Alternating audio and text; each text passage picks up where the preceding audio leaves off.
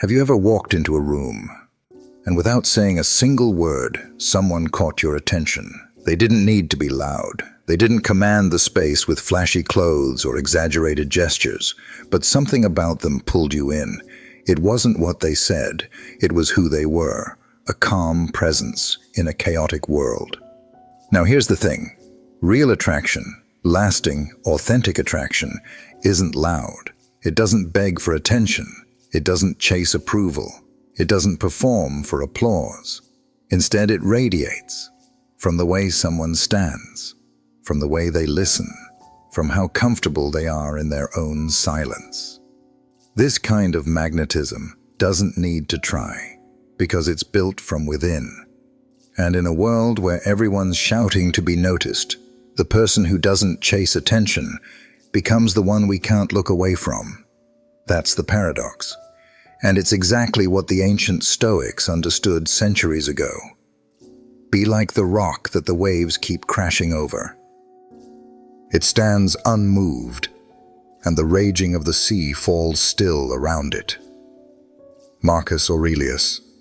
To the Stoics, power wasn't in noise. It was in self-mastery. It was in stillness. It was in the ability to remain grounded when everything around you spun out of control. And when you embody that kind of presence, subtle but solid, people notice. Not because you're forcing them to, but because it feels safe, rare, and real.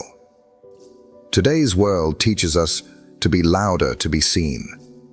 But what if I told you, you don't need to raise your voice to raise your value? What if the most socially magnetic people are the ones who've mastered the art of not needing attention? That's what this video is about. Because while charisma often gets reduced to extroversion or charm, the truth is, the deepest form of attraction happens without words.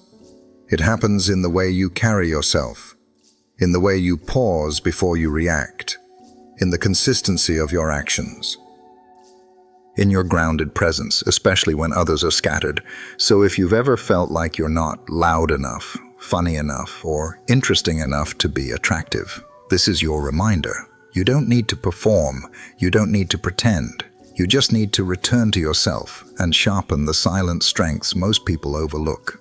Because when you do that, you naturally become the person others want to be around without even trying. In this video, we're going to explore 12 powerful habits that make someone socially attractive without saying a word. These are traits inspired by Stoic philosophy, real-life psychology, and timeless human behavior. And here's the best part. These aren't gimmicks. They don't require scripts or social tricks. They don't demand extroversion or perfection. They require only one thing, your commitment to personal mastery. So whether you're looking to deepen your relationships, elevate your presence, or simply carry yourself with more confidence and quiet power, this is for you. Because the world has enough noise. What it needs more of is grounded energy, unshakable peace, quiet confidence, and people who lead not with volume, but with depth. So take a deep breath. Let go of the need to impress, and instead, let's learn how to embody presence. Let's dive into the habits that speak louder than words ever could. This isn't about manipulation. This is about transformation, from the inside out. Let's begin. Habit 1. Authenticity. Be you. Let's start with something simple, but powerful. Be yourself. I know, we've all heard that 1,000 times before. But let's be honest. How many of us are actually doing it? How many of us walk into a room and immediately scan for what version of us is most acceptable? How many times have we silenced our opinions, toned down our quirks, or laughed at jokes we didn't find funny, just to fit in? Here's the truth most people won't say out loud. Fitting in is not the same as belonging. Fitting in requires you to shrink. Belonging begins when you expand into your true self. And the cost of trying to be liked by everyone is often becoming a stranger to yourself. In a world obsessed with being liked, authenticity is revolutionary. It's rare, It's magnetic, and it's unforgettable. You know why?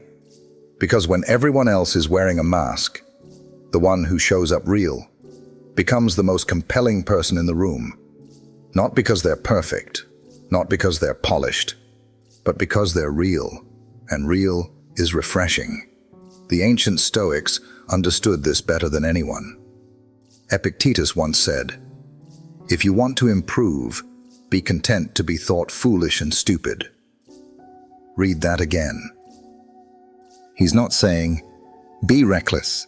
He's saying, be okay with being misunderstood. Be okay with being judged.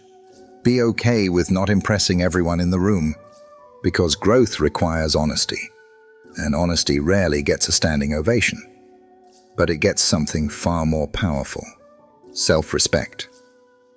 Here's a question worth asking. When was the last time you did something you truly believed in? Even if it made people raise their eyebrows? That right there. That's the beginning of inner freedom. Most people spend their lives chasing acceptance, and in doing so, they lose authenticity. But the Stoics would say, you can't live a wise life if it's not your own.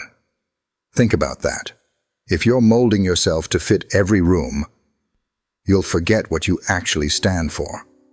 And no matter how many people clap for the version of you that's performing, it will never satisfy the part of you that's craving truth. So what does authenticity look like in daily life? It's not about being brutally blunt. It's not about rebelling for the sake of attention. Authenticity is quiet confidence. It's knowing what you value and living in alignment with it. It's saying no when you mean no. It's not laughing just to fill awkward silence. It's choosing your words carefully, not to please, but to reflect your inner truth. It's walking into a room and not needing to perform. Because who you are, when no one's watching, is who you are proud to be. Let me give you a real-world example. There was a man I knew, mid-50s, quiet, never the center of attention, didn't wear fancy suits, didn't know the latest trends, but you know what made people gravitate toward him. He knew who he was. He listened more than he spoke. He didn't jump into every conversation just to be seen. But when he did speak, people leaned in. Why? Because his words were rooted, not rehearsed, not borrowed, not fake. He wasn't trying to impress. And that's exactly why he did. That's what authenticity does. It creates gravity. So if you feel like you have to constantly adjust to every environment, ask yourself, who am I when no one is around? What do I believe deeply, even if it's unpopular? Am I living aligned with those values, or just playing a role? And then remember this: the people meant to be in your life won't require a performance. The more you're yourself, the more you attract what's real, and the less energy you waste maintaining an image that isn't you. From a Stoic point of view, authenticity is not just a personal trait. It's a moral commitment. It's about integrity. It's about aligning what you think, say, and do, even if it costs you praise in the moment. Because the goal of Stoic life isn't to be impressive, it's to be true. True to yourself, true to your principles, true to the kind of life that, when you're alone with your thoughts, you can actually respect. So if you want to be socially attractive without saying a word, start here. Be you, not the curated version, not the filtered version, not the version you think people will like most, just the real one. Because here's the Stoic truth. Freedom is the only worthy goal in life. It is won by disregarding things that lie beyond our control. Epictetus. And pretending to be someone else, just to be accepted, is surrendering your freedom. So choose something better. Choose you, the messy, evolving, courageous version of you, because that person is unforgettable. Habit 2. Style speaks volumes. Let's talk about something people rarely associate with Stoicism. Style. Not fashion trends, not luxury brands. I'm talking about how your appearance reflects your mindset, your values, your discipline, your self-respect. Because whether we admit it or not, we all speak without words every time we walk into a room. And your style, that's the first sentence. Marcus Aurelius once wrote, "The soul becomes dyed with the color of its thoughts." Let that sink in. What you wear, how you groom yourself, how you carry your body. It's not just about looking good. It's about showing the world the state of your inner world. If your thoughts are sharp, focused, and grounded in clarity, your style should reflect that. If you value self-mastery, your appearance becomes a silent but powerful expression of that value. Now, this isn't about impressing others. This is about honoring yourself. Think of it like this. You wouldn't leave your sword rusting if you were a stoic warrior. So why would you treat your outer appearance with neglect if your inner self is disciplined and intentional? Your outfit may not change your soul, but it reveals it, and often it reinforces it. Let's make it practical. Have you ever noticed how you walk differently when you're dressed with intention? When your shirt fits well, your shoes are clean, and your posture aligns. You carry yourself with quiet pride. You speak more clearly. You pause less when entering a room. It's not vanity. It's energy alignment. When your outer world reflects your inner purpose, the two begin to reinforce each other. That's the Stoic way. Live deliberately. Present yourself with clarity. Here's what most people get wrong. They think style is about luxury. It's not. Style is about clarity. It's about being intentional with what you wear, how you groom, how you show up. A clean black tee and well-fitted jeans can say more than a $1,000 suit when worn by someone who knows who they are. Why? Because real magnetism doesn't come from clothing, it comes from congruence. When the outside matches the inside, people feel it. They may not be able to explain why they're drawn to you, but they feel the resonance. In Stoic practice, everything matters, even the little things. Seneca once said, "Pay attention to what you wear, how you walk, how you eat. All these are reflections of the mind." So don't brush off your appearance as shallow. Use it as a tool. Let your style say, "I respect myself. I care about the details. I show up in the world with purpose." Because, guess what? That communicates more than any words ever could. Let's bring this closer to home. Maybe you're someone who's always been low maintenance. You think, "It doesn't matter what I wear. People should accept me as I am." And you're not wrong. But here's the question. Are you dressing that way because it aligns with your values? Or because you're hiding? Because you've lost touch with your sense of worth? Because comfort became a shield for disengagement?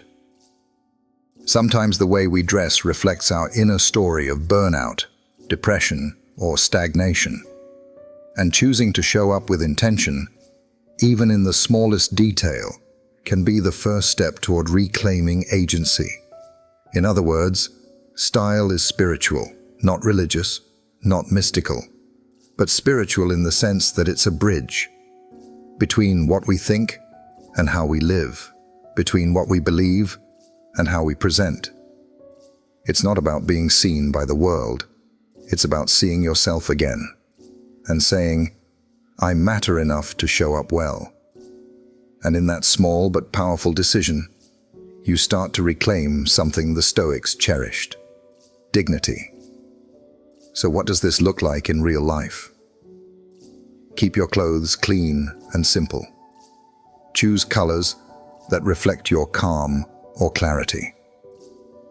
Invest in what makes you feel aligned, not trendy. Get rid of what doesn't reflect your current self. Don't chase fashion. Curate your presence. Let people feel your strength before you ever speak a word. Remember, you don't need to be flashy to be memorable. You just need to be intentional. The Stoic path isn't loud, it's solid. It doesn't wear labels, it wears character. So let your style be a whisper of your discipline, a signal of your steadiness, a reminder to yourself and to the world that you walk with purpose. Because at the end of the day, your appearance is not about vanity, it's about alignment.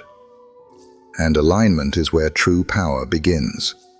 So the next time you get dressed, don't just throw something on. Choose. Dress in a way that reflects your values, your focus, your peace. That's how you speak, without speaking. And the people who recognize that, they'll never forget it. Habit 3. Body language.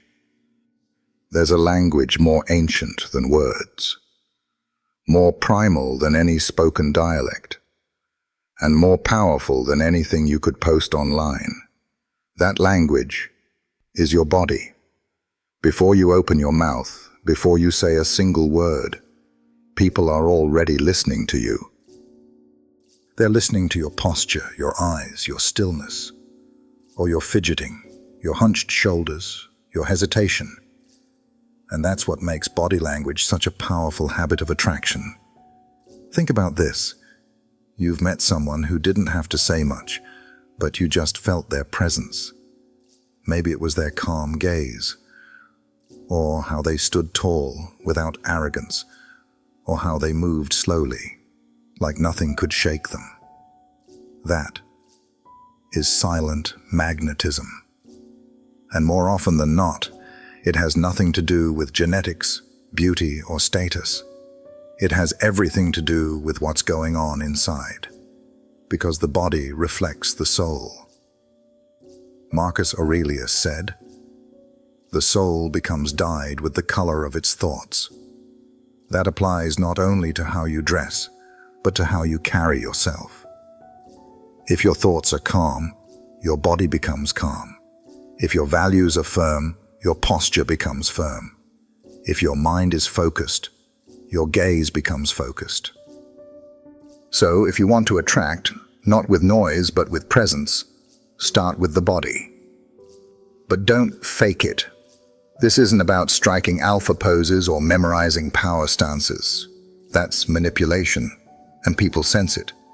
True attraction starts from alignment. Your posture doesn't need to be rehearsed when your values are real. Let's break it down. 1. Posture.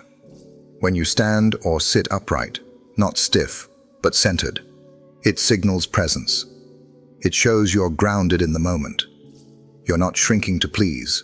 You're not puffing up to dominate. You're simply there. And that quiet confidence radiates. 2. Eye contact. There's a difference between staring and seeing, between intimidating and connecting. When your gaze is steady, relaxed, and open, it says, "I have nothing to hide. I'm here. I see you." That level of presence is rare and magnetic. 3. Composure. How do you respond when someone interrupts you? When plans change? When things go wrong? The Stoics believed that power lies in composure. You can't control what happens, but you can control how you hold yourself through it. And let me tell you something. Composure is more attractive than charm. It creates trust. It creates mystery. It makes people wonder, how is this person so steady while everyone else is losing their grip? I'll give you a real-life example. Years ago, I had a friend named Caleb. He wasn't loud. He didn't chase attention. But whenever he walked into a room, people noticed. He stood tall, spoke slowly, listened deeply. There was no rush in his movements, no insecurity in his posture.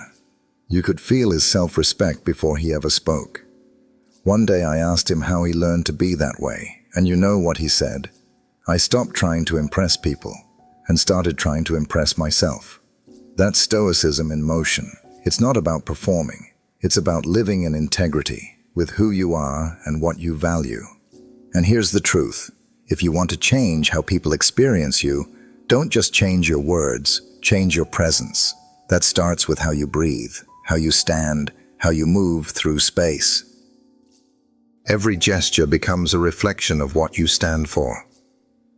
If you respect yourself, your shoulders rise naturally. If you trust yourself, your eyes stay level. If you're clear about your values, your body moves with purpose. No need to sell yourself, no need to prove anything. You become undeniable. So how do you build this kind of body language? Not through tricks, but through discipline. Go back to the Stoic habits. Reflect every day. Align your actions with your principles. Detach from noise and chase only what matters. Practice calm under pressure. And over time, your body will speak for you. Because confidence isn't a look, it's a side effect of inner work. Here's a small exercise I invite you to try. Next time you walk into a room, pause. Before saying a word, take a breath. Feel your feet on the ground. Straighten your spine, not to show off, but to anchor.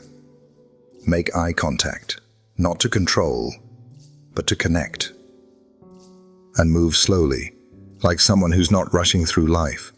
It may feel strange at first, but with practice, it becomes you. And when it becomes you, it becomes magnetic. So remember, you don't need to shout to be seen. You don't need to charm to be remembered. Your body already has a voice. Let it speak from a place of peace. Let it reflect your discipline. Let it be your silent message to the world that says, I know who I am. I know what I value. And I stand firmly in both. That's the Stoic way. And that's how you attract without saying a word. Habit 4. A memorable scent. You may not remember the clothes they wore. You might forget the exact words they said. But one thing, you won't forget how they smelled. Scent is one of the most powerful, yet underrated tools of attraction. It's invisible. It doesn't shout. It lingers, quietly, deeply, memorably. In fact, science tells us that scent is the strongest sense tied to memory. A single breath of a familiar fragrance can take you back years, to a person, a moment, a feeling. So let me ask you, what does your presence smell like? What memory do you leave behind when you walk away? Here's the truth. You don't need to be flashy to be unforgettable. Sometimes the most attractive people in the room aren't the loudest. They're the ones who leave a feeling, and part of that feeling is their scent. It's not about trends. It's not about spraying on the latest designer label just because it's popular. It's about choosing your scent with intention, just like a Stoic chooses their words. Let me tell you a story. A few years ago, I worked with a quiet executive named Lillian. She didn't talk much in meetings, but she had this presence. Every time she walked in, there was this light, clean, almost woodsy scent. Not overpowering, not sugary, just grounded, calm, confident. Later, I asked her what it was. She smiled and said, "It's cedar and bergamot. Reminds me of hiking with my dad when I was a kid. It keeps me centered." That's when I realized. Her scent wasn't random. It was personal. It was intentional. And it made her unforgettable. That's the kind of presence we're talking about today. So how do you develop a memorable scent that truly reflects who you are? Here are a few Stoic-inspired ideas to keep in mind. 1. Let your scent reflect your character, not the crowd. Marcus Aurelius reminds us, if it is not right, do not do it. If it is not true, do not say it. The same applies to what you wear, including fragrance. Choose something that feels true to you. Not what TikTok says is trending. Not what your friend wears. Not what's sitting on the department store end cap. If you're calm and steady, look for clean, earthy tones. Sandalwood, vetiver, musk. If you're bright and playful, maybe something citrusy or herbal. Your scent should feel like an extension of your energy, not a mask over it. 2. Moderation is powerful. Stoicism teaches us the virtue of temperance, the middle path. Too much fragrance is like too many words. It overwhelms. It distracts. It shouts when it should whisper. The most magnetic scent isn't the one that hits someone in the face. It's the one they notice only when they lean in. It says, "I'm not trying to be the center of attention. I just know who I am." And that quiet confidence is irresistible. 3. Scent creates emotional memory. What if people remembered you not just by what you said, but by how you made them feel? A comforting scent can soothe anxiety. A bold scent can signal focus and direction. A soft scent can evoke safety and warmth. When you choose a scent that resonates with your energy, you create an emotional fingerprint. People may not consciously realize it, but they'll feel it, and that feeling will stay with them long after you're gone. 4. Use scent as a stoic anchor. Here's something deeper. You can use your scent as a ritual, a moment of grounding. Before a meeting, a date, a tough day, apply your fragrance. Take a breath. Remind yourself, I am calm. I am clear. I am composed. Let it be more than just grooming. Let it be a moment of inner alignment. Just as the Stoics prepared their minds each morning, you can prepare your presence each day. Now, a practical note. If you don't know where to start, go test a few. Don't rush. Don't buy on impulse. Wear it. Live in it for a few hours. See how it evolves on your skin. And most importantly, ask yourself, does this feel like me? When you find it, you'll know. Because you won't just wear it, you'll be it. So as you build silent attraction, remember this. Your posture speaks. Your energy speaks. And yes, your scent speaks too. But unlike words, scent doesn't lie. It can't be filtered. It doesn't chase approval. It simply is. And when chosen with care, it leaves a lasting echo. You don't need to be loud to be remembered.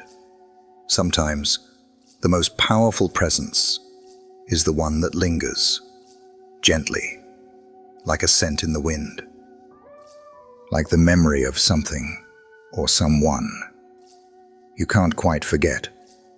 So choose it well, choose it with intention, and let your scent become a part of your story. Not a performance, just a quiet reminder. I know who I am, and I move through this world with purpose. That is magnetic. Habit 5. Mesmerizing manners. Let me ask you something. When was the last time someone truly listened to you? Not just nodding, not just waiting for their turn to speak, but actually there with you, attentive, patient, present. It's rare, isn't it? In a world drowning in noise and distraction, there's something magnetic about someone who carries themselves with quiet grace. Not loud, not forceful, but powerfully composed. Today, we're talking about a trait that's often overlooked in the age of short attention spans and quick reactions, mesmerizing manners. But don't get it twisted. This isn't about fake politeness or saying please and thank you just to sound proper. This is about something deeper. It's about the art of presence, Manners, when rooted in intention and respect, become a silent signal of strength. And the most captivating people in the room, they're the ones who make others feel seen. They listen with their eyes, not just their ears. They speak with restraint, not ego. They move with purpose, not performance. They don't just enter a room, they elevate it. Why? Because they've mastered the ancient Stoic virtue of self-control. They treat others not based on mood, but on principle. Marcus Aurelius said it best: kindness is invincible, if it be not feigned or fawning. True manners are invincible, not because they bend to please everyone, but because they stand rooted in values, no matter the noise. Let's break this down. 1. Grace is strength, not softness. We often associate manners with weakness, as if being composed means being passive. But here's the truth. It takes far more strength to stay calm when others are reactive, to pause before responding, to resist the urge to one-up, interrupt, or impress. That's not softness, that's discipline. That's power under control. And people feel that. 2. Respect is not about hierarchy, it's about awareness. The most magnetic individuals treat everyone, from the janitor to the CEO, with equal dignity. Why? Because they don't need to perform status to feel valuable. They're already grounded. They understand what the Stoics taught, that external things, titles, wealth, appearances, don't define character. Character is revealed in how we treat others, when there's nothing to gain. When you hold the door for someone, not because you're trying to look good, but because you value order and kindness. It shows. When you acknowledge the waitress by name, look her in the eye, thank her with sincerity. It leaves a mark. Small gestures, big presence. 3. Empathy makes you unforgettable. Most people listen to reply, but truly mesmerizing manners come from those who listen to understand. It's not about fixing. It's not about comparing. It's about being there, letting silence have space, letting someone feel heard, without judgment, without interruption. That level of attention, it's rare, and people remember how rare it feels. In that moment, you become a safe harbor, a stoic in the storm. And in today's chaotic world, that kind of presence is pure magnetism. 4. Mindful actions create lasting impressions. Think about the people you admire most. What do they have in common? They move with intention. They speak when they have something meaningful to say. They don't gossip. They don't rush. They don't need validation. Their manners aren't for show. They're a reflection of inner alignment. That's what makes it mesmerizing. It's not about faking charm. It's about letting virtue do the talking. Now here's the Stoic insight. The way you treat others says more about you than it does about them. So if you want to build a magnetic presence, work not on impressing people, but on refining your inner compass. Be curious instead of reactive. Be slow to anger, quick to forgive. Don't interrupt. Absorb. Don't pretend. Pause. Don't aim to dominate. Aim to elevate. These aren't tactics. They're habits of character, and people are drawn to character like moths to light. Here's something powerful to remember. In a culture that rewards speed, stillness stands out. In a world of noise, grace becomes a signal. In a time of ego, empathy becomes revolutionary. So develop your manners not for appearance, but as a reflection of your stoic discipline, your emotional maturity, your respect for humanity. Because in the end, you'll be remembered not just for what you did, but for how you made people feel in your presence. So the next time you walk into a room, don't ask, how do I stand out? Instead, ask, how can I help others feel seen? That question alone will separate you from 99% of the crowd. Not through volume, not through charm, but through subtle mastery. That is mesmerizing. Habit 6. Be present. Here now. There's something rare happening in our world right now. In a time where everyone is scrolling, rushing, and multitasking, we've forgotten one of the simplest, but most powerful, human habits: being fully present. Not halfway, not one eye on the screen, not nodding while your mind is 50 miles away, but truly here, in this moment, with this person, with yourself. Presence has become a lost art. But the people who master it, they become unforgettable. Have you ever spoken to someone who made you feel like you were the only person in the room?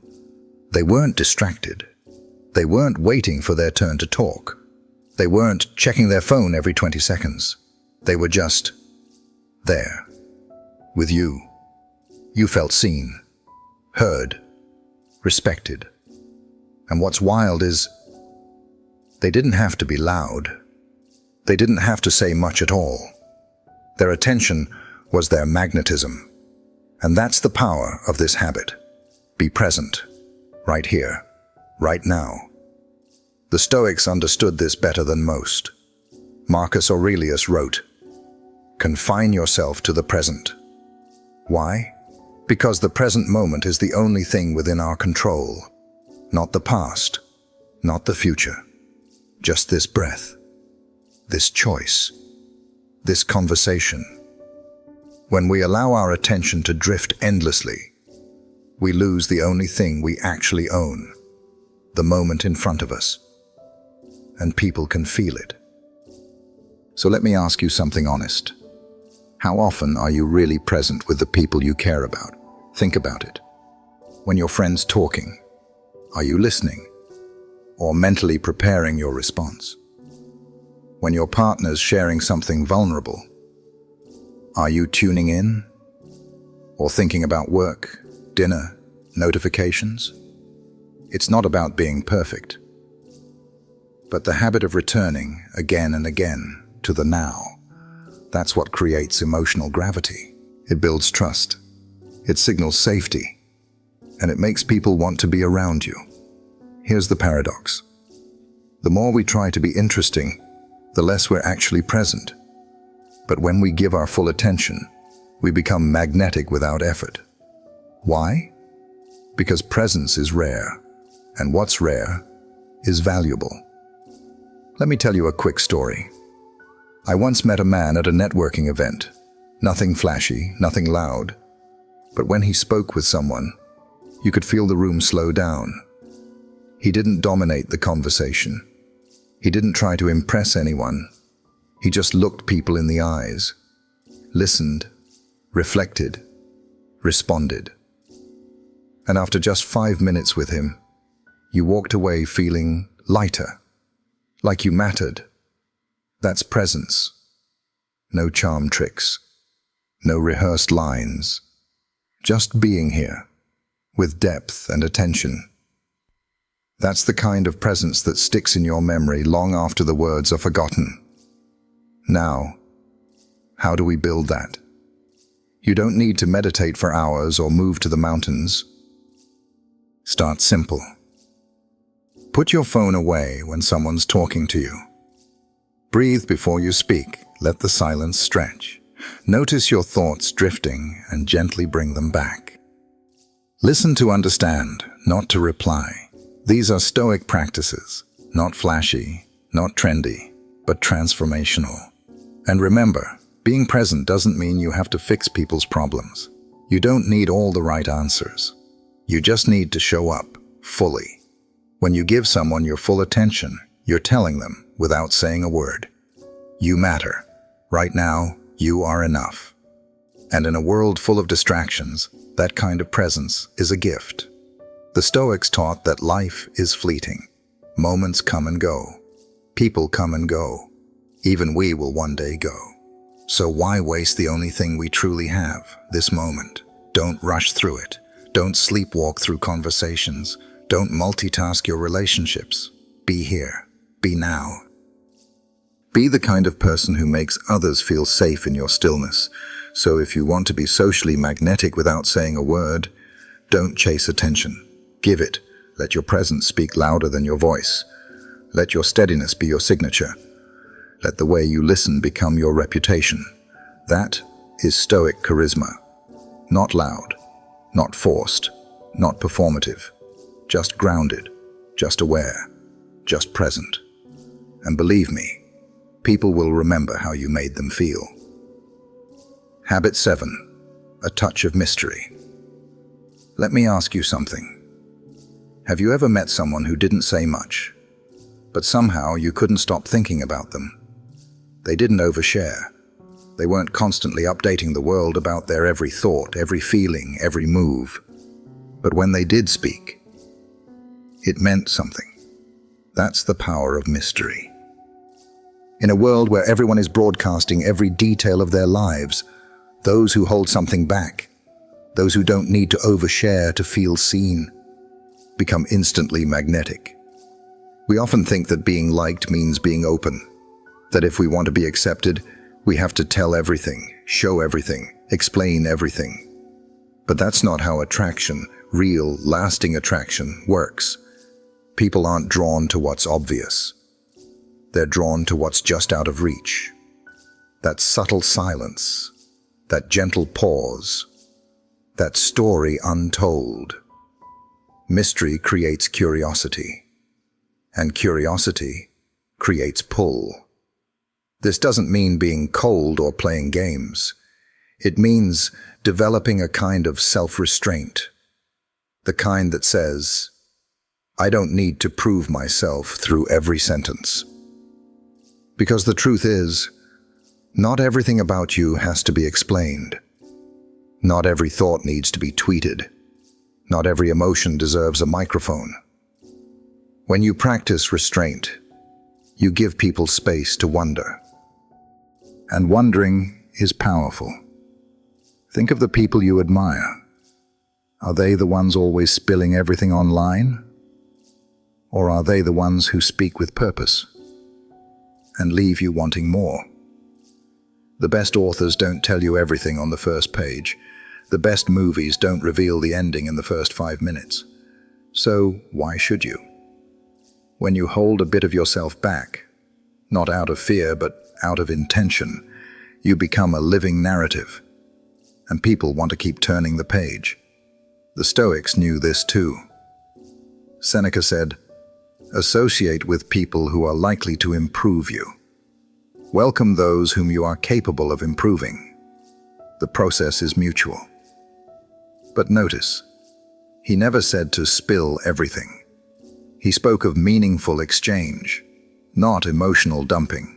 The Stoic path encourages us to speak with purpose, to share what is useful, not what is noisy, to reveal what strengthens relationships, not what simply fills silence.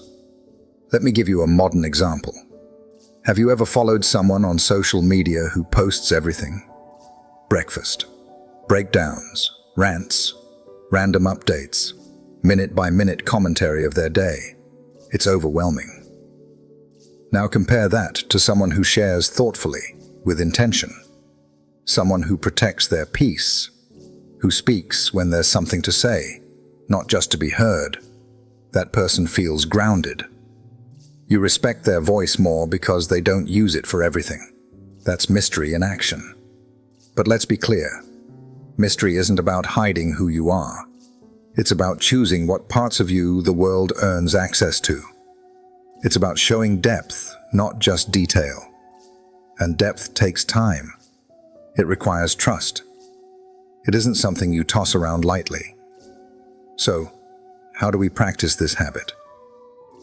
Here are a few ways to embody mystery, without being distant. 1. Pause before speaking. Let your words come from reflection, not reaction. 2. Avoid oversharing, especially with strangers. Just because someone asks doesn't mean you owe them every answer. 3. Listen more than you speak. It's rare, and therefore magnetic. 4. Protect your emotions. Share them with people who've earned that privilege, not just anyone who's present. 5. Hold something back. Let people discover you gradually, like unfolding layers of a story. You don't need to be a mystery to yourself. You just need to stop giving your energy away to everyone who glances your way. People crave what they can't fully understand. And when you carry yourself with quiet depth, you allow others to feel that there's more beneath the surface. That is attractive. Now, here's the Stoic perspective that ties it all together. The Stoics valued inner stability. They believed in self-sufficiency, not emotional exhibitionism. And when you embody that, when your presence speaks louder than your explanations, you stop chasing attention and start commanding it. So remember this: mystery is not manipulation. It's not about playing hard to get. It's about understanding your own value deeply enough that you don't have to constantly broadcast it.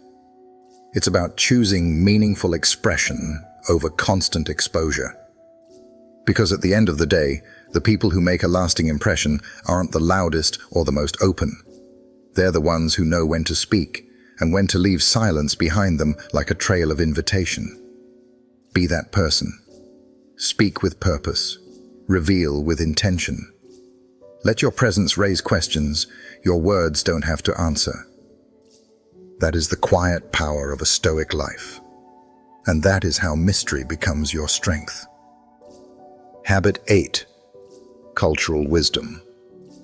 Let me tell you a secret about the most quietly captivating people I've ever met. They're not the ones with the loudest opinions or the flashiest credentials. They're the ones who carry a quiet depth, a way of seeing the world that feels broader, richer, wiser. Where does that kind of presence come from? It comes from cultural wisdom, from stepping beyond your own familiar world, and opening your heart and mind to the stories, struggles, and beauty of others. In today's fast-moving world, it's easy to get stuck in our own lens. We see things through the filter of our upbringing, our routines, our habits, and it's tempting to assume, consciously or not, that our way is the right way. But here's the truth. The world is much bigger than your story. And the more you immerse yourself in other people's traditions, histories, and ways of life, the more expansive your own perspective becomes. That is the beginning of wisdom. You see, learning about another culture isn't just about food, language, or festivals. It's not about collecting trivia or sounding worldly at dinner parties. It's about feeling what others feel, understanding why certain values matter deeply in one country and may seem foreign in another. It's about empathy, the kind that only comes when you stop seeing the world through a single lens. Let me give you an example. You might grow up in a culture that values independence. Do it yourself. Stand on your own. Chase your dreams. But then you visit or read about a culture where the highest value isn't independence, but community, respect for elders, sacrifice for the collective. Neither one is right or wrong. They're simply different. And learning to see both makes you richer. Marcus Aurelius, one of the great Stoic emperors, wrote, "You have power over your mind, not outside events. Realize this, and you will find strength." But that wisdom, it didn't come from staying in his own bubble. It came from observing many cultures, many ways of thinking, Roman, Greek, Eastern, and constantly asking, what can I learn from this? That's the Stoic way. We don't chase novelty for its own sake. We seek understanding that leads to inner strength and outer harmony. So how can you bring more cultural wisdom into your life without needing a passport or plane ticket? Here are a few ways. 1. Read stories written by voices outside your own culture. Fiction, memoir, poetry. Let their experience shape your emotional landscape. 2. Ask thoughtful questions.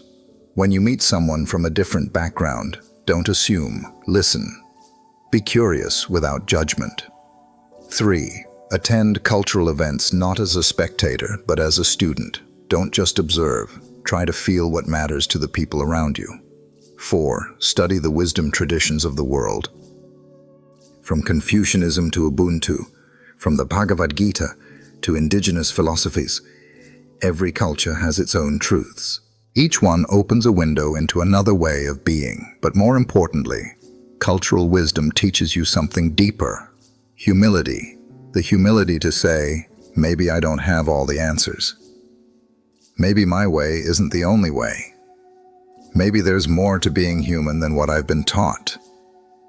That kind of thinking doesn't just make you smarter. It makes you softer, more compassionate, more whole.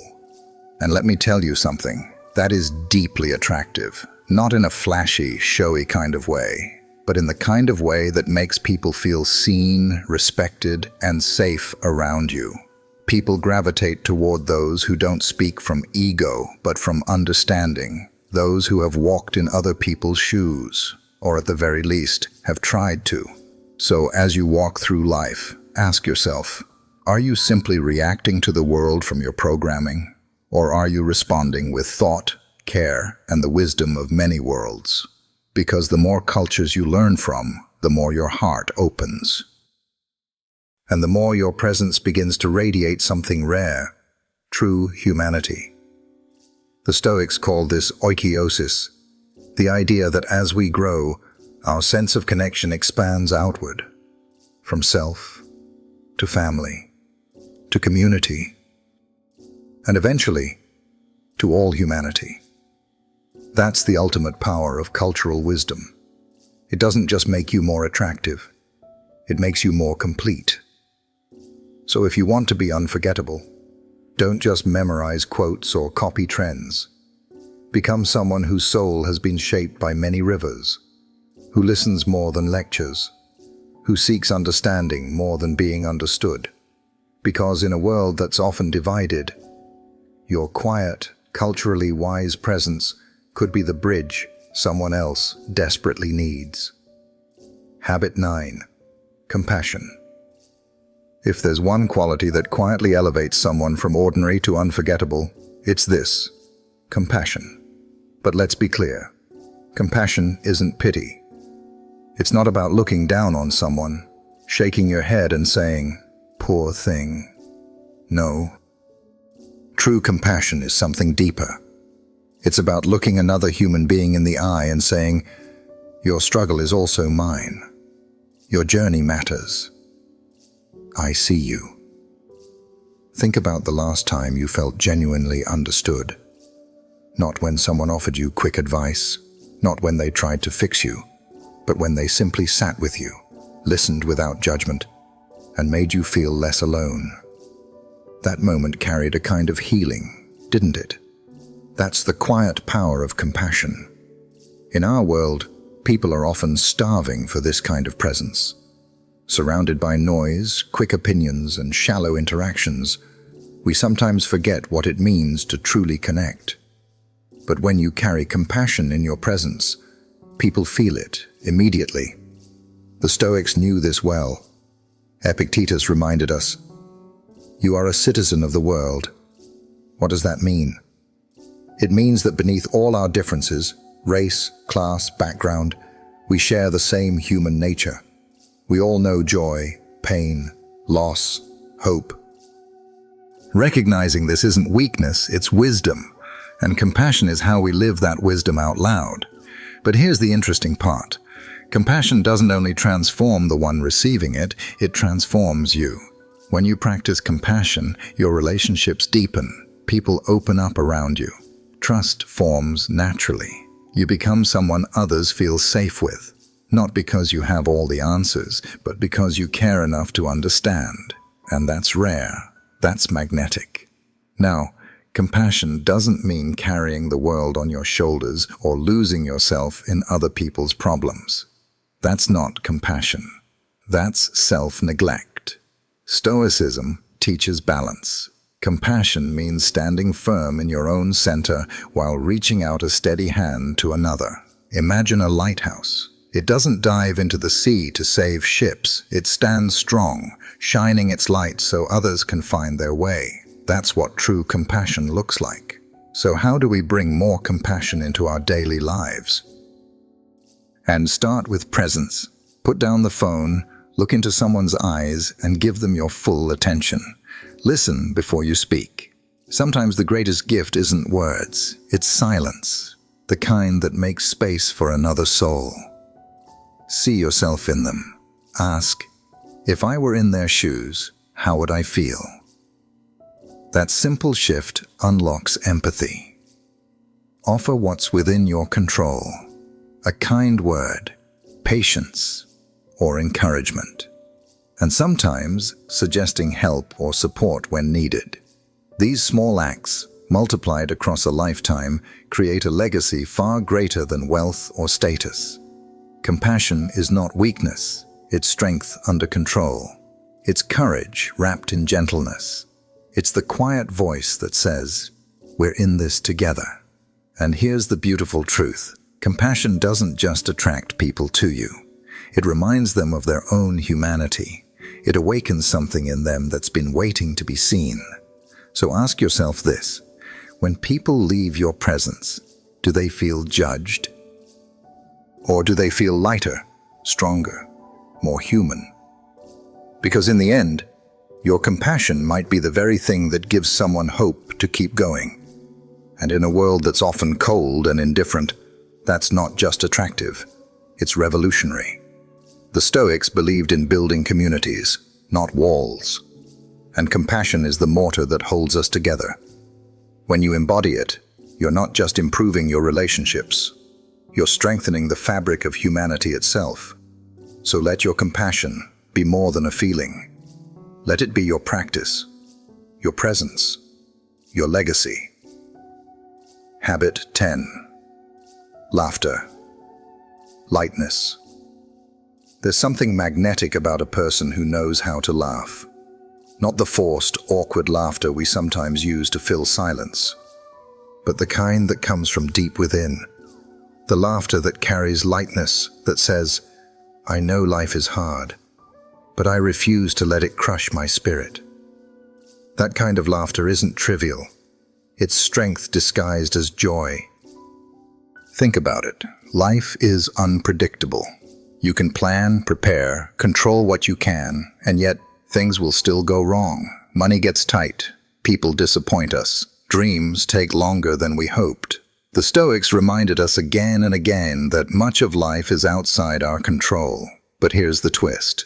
They didn't say this to make us gloomy. They said it to free us. Because once you accept that unpredictability is part of the human experience, you unlock a kind of inner resilience. And one of the purest signs of that resilience, humor, laughter, is resilience in action. When you can laugh in the middle of life's storms, you're not denying reality. You're proving that reality doesn't own you. Humor doesn't erase pain, but it makes it bearable. It gives you perspective. It says, this too shall pass. And let's be honest, don't we all feel drawn to people who bring lightness into the room?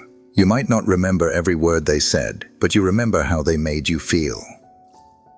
Their humor makes you breathe easier.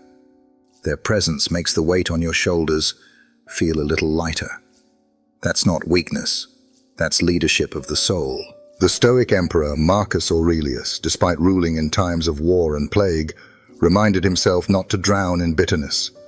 He wrote in his meditations about facing life with balance, never letting anger or despair consume him. Imagine the weight he carried daily, yet he still found clarity.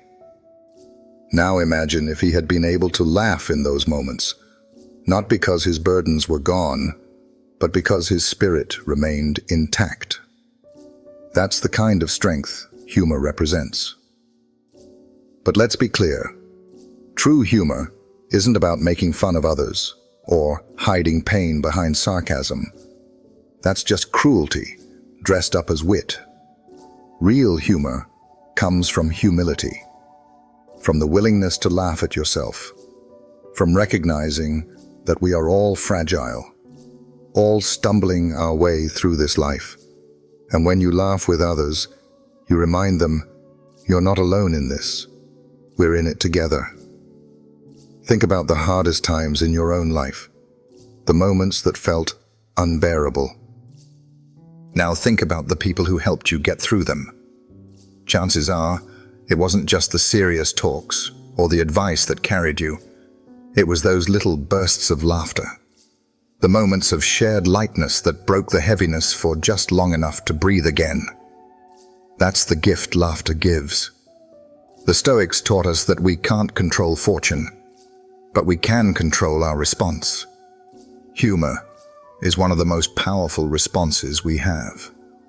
Seneca once said, "It is not that we have a short time to live, but that we waste much of it." How true is that? And isn't it tragic when we waste it being overly serious, overly rigid, carrying every burden as if joy were a luxury? Joy isn't a luxury, it's survival. It's how the soul finds balance. So how do you bring this habit into your life? First, laugh at yourself. Don't take your flaws or mistakes so seriously. They're part of being human. Second, find humor in daily life. Not every inconvenience has to be a catastrophe. Sometimes it's just funny when things go sideways. Third, share your lightness with others. A smile, a playful comment, a story that brings relief. It matters more than you think. And here's the key. Do it with authenticity. People can feel the difference between forced jokes and genuine lightheartedness. Now let me ask you, do you want to be the kind of person who adds weight to the room, or the kind who lightens it? Do people walk away from you feeling heavier, or do they feel like they've just caught their breath again? Because one small moment of laughter, shared at the right time, can heal more than 1,000 words of advice. This is why laughter is magnetic. It's not about entertaining others. It's about embodying resilience. It's about saying with your presence, "Life can be heavy, but I refuse to let it take my joy." And when you live that way, people feel it. They remember it. They're drawn to it. So as you walk through life, don't underestimate the power of lightness. Be serious when it matters, yes, but never lose the ability to smile, to laugh, to remind yourself and everyone around you that even in chaos, joy is possible. Because laughter doesn't mean ignoring pain. It means carrying it with grace. It means standing in the storm and saying, "I still choose to shine." Habit 11. Self-care shows self-value. Have you ever noticed how easy it is to put yourself last? Work deadlines pile up. Family responsibilities demand attention. Friends call, bills need paying, and before you know it, you're running on empty, physically, mentally, and emotionally. And yet, here's the truth.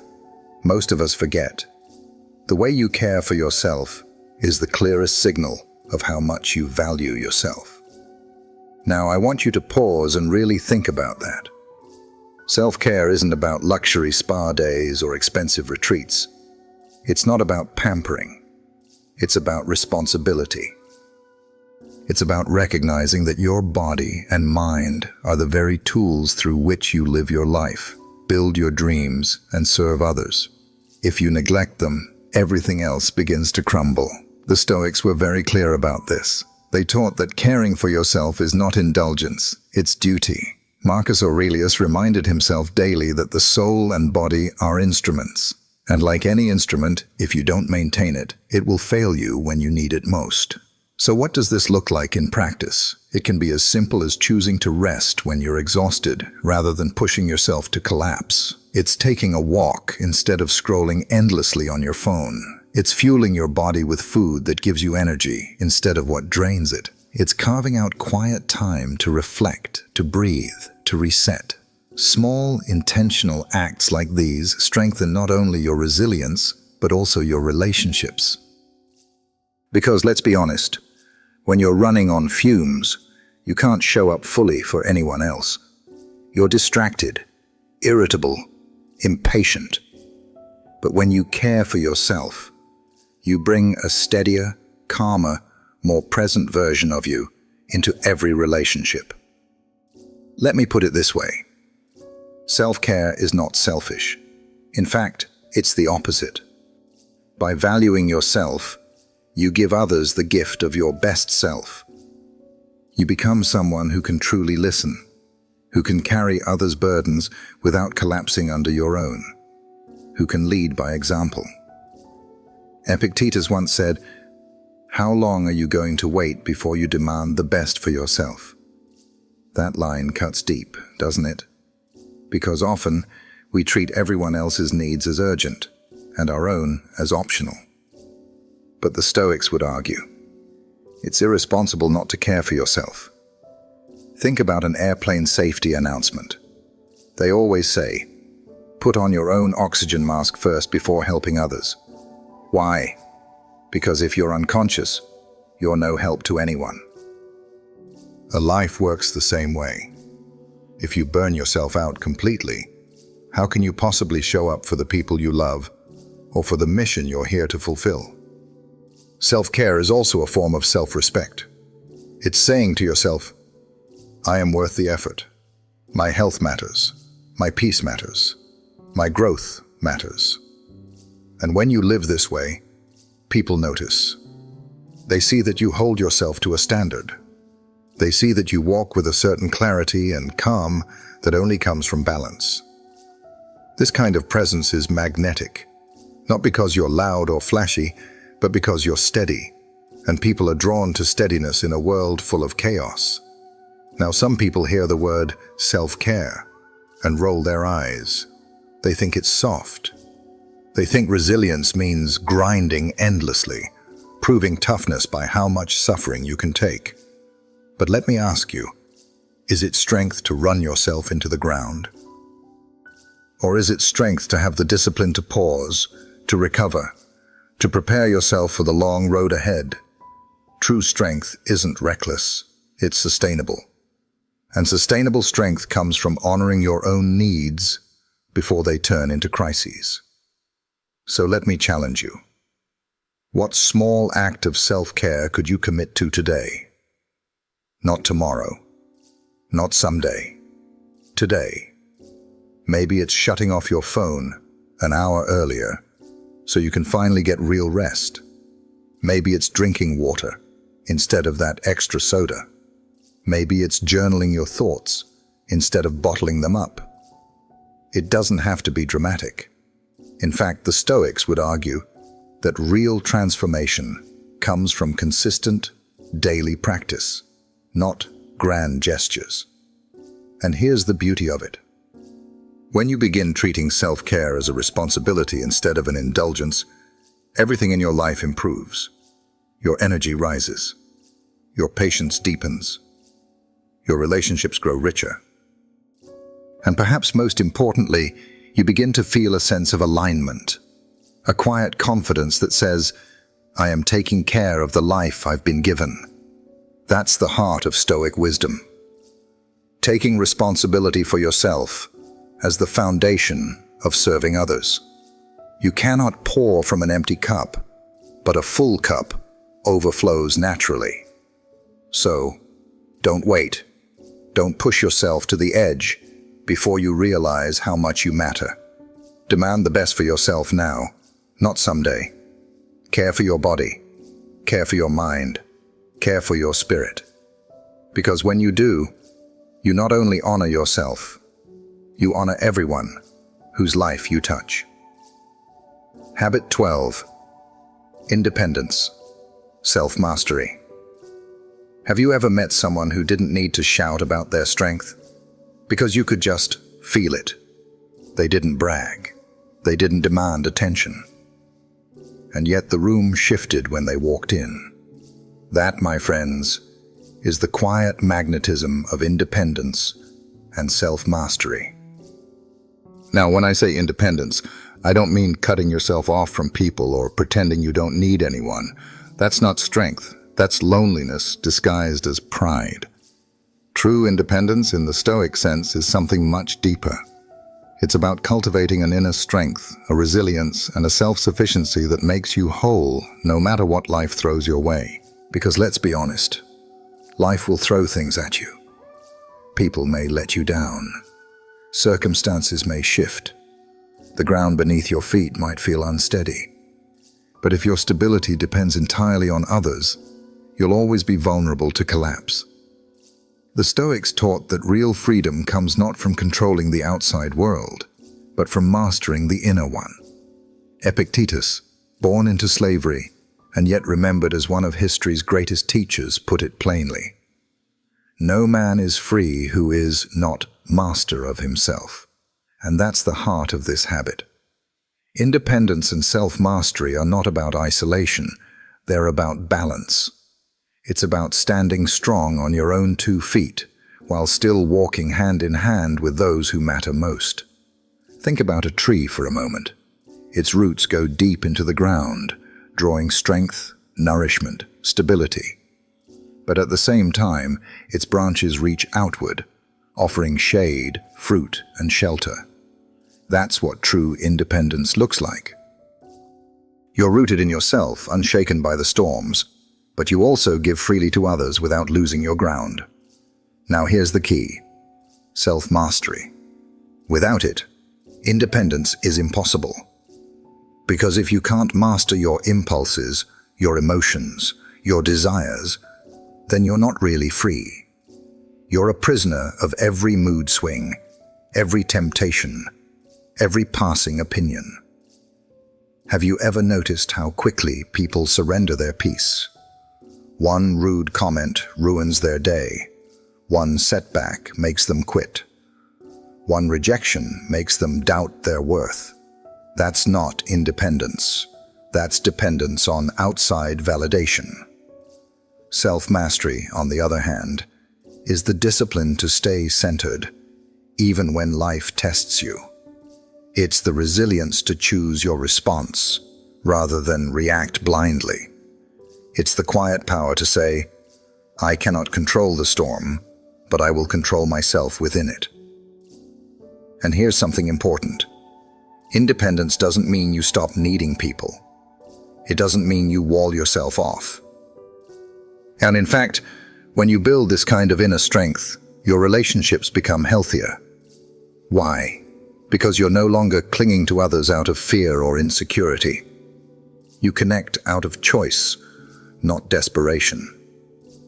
People feel that. They feel the difference between someone who needs them to feel whole and someone who is already whole, but chooses to share their life. One is heavy, the other is magnetic. Let me ask you, have you ever been drawn to someone who carried themselves with quiet integrity? They weren't flashy, they weren't trying to impress anyone, and yet you couldn't help but respect them. That's the allure of independence and self-mastery. It's not loud, it's steady. It doesn't chase attention. Attention naturally comes. Because in a world where so many people are tossed around by circumstances, the person who stands rooted becomes a beacon. Others are drawn to that balance, that stability, that quiet confidence. So how do we practice this in daily life? It starts with discipline, not the kind that feels like punishment, but the kind that builds inner strength. Waking up early when you said you would, following through on your word, training your body so it can carry you through life, training your mind so it doesn't get hijacked by fear or anger. It's also about knowing your values and living them consistently, because when your actions align with your principles, you build trust not only with others, but with yourself. And self-trust is the foundation of independence. Now here's a Stoic truth worth remembering. You can't control whether people respect you, but you can control whether you respect yourself. And when you respect yourself, through integrity, discipline, and resilience, you naturally earn the respect of others. Independence and self-mastery are not quick wins. They're lifelong practices. There will be days you slip, days when emotions take over, days when you doubt yourself. But each time you return to center, each time you take responsibility for your own growth, you strengthen those roots. And over time, you become the kind of person others look to, not because you demand it, but because you embody it. So let me leave you with this thought. Independence doesn't mean standing alone. It means standing strong. It means being the kind of person who can face life's storms without crumbling and still extend a steady hand to others. It's the paradox of true strength. The more you master yourself, the more freely you can connect, serve, and love. So let's bring this all together. We've walked through habits, principles, and ways of being that don't just make you more magnetic, they make you more you. And now, here's the truth. Silent attraction is never about performance. It's not about rehearsing clever lines, forcing charm, or trying to be the loudest voice in the room. No, the real power of attraction is presence, its energy, its authenticity. It's when who you are speaks louder than anything you say. Think about it. Who draws you in more? The person constantly fighting for attention, or the one who quietly holds themselves with calm, grounded confidence? We all know the answer. There is something magnetic about the person who doesn't need to impress, yet somehow they do. And that's what the Stoics understood so well. Marcus Aurelius wrote that the soul becomes dyed with the color of its thoughts. What you cultivate inside, your discipline, your peace, your values, cannot help but radiate outward. People can sense it, even before a word is spoken. So what does silent attraction look like in practice? It looks like speaking less and observing more. Instead of rushing to fill every silence, you let the pause carry its weight. You listen not just to respond, but to understand. It looks like moving with purpose. Every gesture, every step, every decision, done with intention. You don't fidget, you don't scramble, you don't chase. You know where you're going, and that quiet clarity pulls others in without effort. And it looks like living intentionally. Each day shaped not by the noise of the world, but by your values. You wake with purpose. You carry yourself with integrity. You meet challenges with composure. And slowly, silently, you become a force people can't help but respect. Here's something to reflect on. Have you ever noticed how the strongest people don't feel the need to announce it? The happiest don't shout it from the rooftops. The most confident don't try to prove it. Because true strength, true joy, true confidence, they all reveal themselves without words. This is the essence of Stoic attraction. To live so firmly aligned with your inner self that you no longer depend on applause, approval, or recognition. And yet, paradoxically, that's exactly when those things often come. Think back to the people in your own life who've inspired you most. Chances are, it wasn't because they bragged or begged for validation. It was because they embodied qualities you wanted for yourself. Calm under pressure. Integrity when no one was watching. Resilience in the face of difficulty. That's presence. That's energy. That's authenticity. Now, here's the challenge I'll leave you with. Don't focus on becoming more impressive. Focus on becoming more authentic. Don't focus on chasing attention. Focus on living with intention. Because when you do, something remarkable happens. People feel it. They lean in. They're curious, even if they don't know why. Silent attraction isn't a trick. It's not manipulation.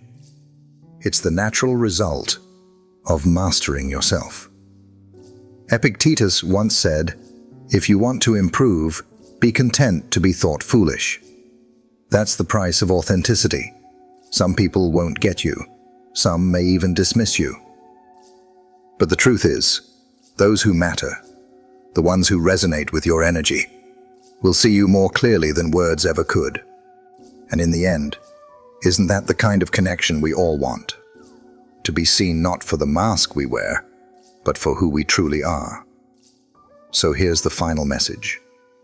There is nothing more magnetic than a person who doesn't try to impress, yet somehow does. Because what attracts people is not performance. It's not volume. It's not noise. It's presence.